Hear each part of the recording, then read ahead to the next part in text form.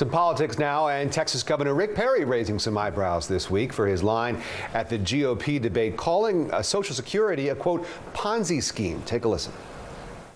Anybody that's for the status quo with Social Security today is involved with a monstrous lie to our kids, and it's not right. The issue in the book Fed Up, Governor, is you say that by any measure, Social Security is a failure. You can't say that to tens of millions of Americans who live on Social Security and those who have lived on it.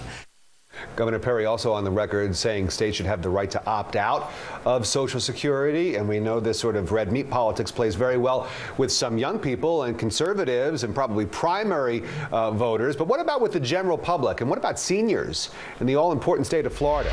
Joining us now, Tammy, a conservative radio talk show host, and Doug Schoen, a former pollster for President Clinton. Both are Fox News contributors. And Tammy, welcome to New York. It's nice to see you here in person. It's a pleasure to be on set. But Doug, let me start with you, because I know that you think that that the governor's take on Social Security, Governor Perry's take, could be lethal. It could. That bad? Well, already today, Rick, there are reports that Governor Romney is circulating flyers in Florida, key primary state, saying that Governor Perry wants to kill Social Security.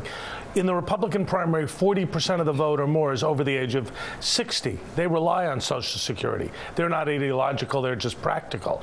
And in a general election, Social Security is one of the bedrock issues for voters across the landscape. So I think it could be a defining issue and potentially lethal, yes. Tammy, the Ponzi scheme line, that's the line that is getting so much attention. And for those who may not have heard those words come from the governor's mouth, let's take a listen and then I'll have you respond. It is a Ponzi scheme to tell our kids that are 25 or 30 years old today, you're paying into a program that's going to be there. You admit. Too much? You know, it's funny, I've used that phrase, but I'm a radio talk show host. I'm not running for president, and that's one of the issues. Everybody agrees that we need to reform Social Security. That's not an issue.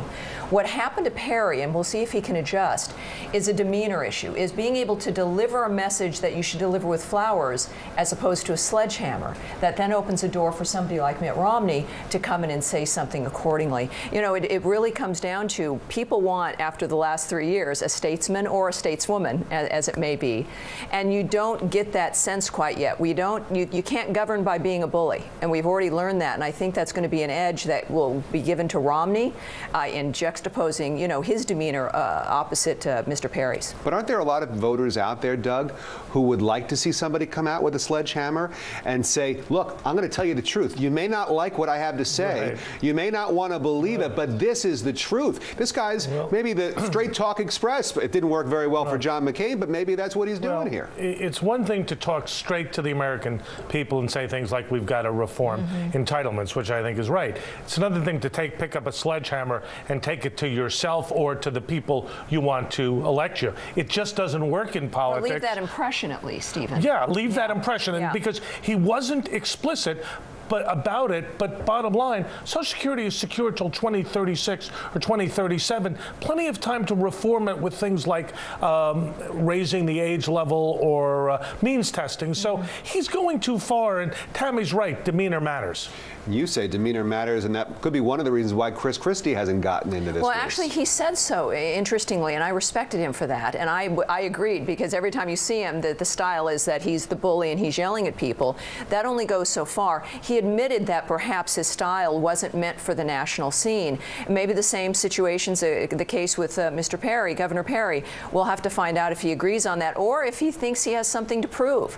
If you're running for president and you think you have something to prove, you're also in trouble. Let me ask you both, we have a couple minutes here about Florida, because this is a state, of course, we know the importance of Florida in a general election, but Florida's going to play a pretty important role in the primary season this year. They have moved up their primary, and they could be a very important state for a Republican who wants to win the party's nomination. How does it change the dynamic of things, the state, the seniors who live there? Well, two things, Rick. First, I suspect that Governor Perry right now is the front runner in Iowa and South Carolina, Mitt Romney in New Hampshire. So if we get that divided result out of those three states, Florida becomes a make or break state with about 45% of the Republican primary electorate, as I said, over the age of 60, and seniors there, well organized, militant, and deeply committed to programs like Medicare and Social Security. And they come out, Tammy, and they vote. Well, militant seniors sounds a bit like Tea Party to me. You know, average stakeholders who are saying we've had enough. The issue with Florida, and it was important, it's always been important. You saw Rudy Giuliani, of course, in 2008 try to become the king of Florida, bypassing these early states, and it didn't work. The issue becomes money. This is what happened to Pawlenty. Pawlenty's already paid to get on the South Carolina ballot. That's $25,000 because he presumed he'd go through. When you focus too much or spend all your money and then the money dries up, you can't go on. And I would predict this race is going to become a long-term race, very much like the Democrats were in 2008. That you've got maybe 10% of the delegates up through Florida, I think. There's many more states. And I think people are going to have a fight on their hand because on one hand, I believe Sarah Palin will get in. And I don't think in general the field is set. So as people are, people shouldn't be counting their eggs at this point. That's why people are keeping their powder dry, I think. You think Tim Pawlenty can get that money back in South Carolina? There's a question. It's possible. He should, come on, 25 grand. I don't know if he's going to get the money back, but I can tell you this.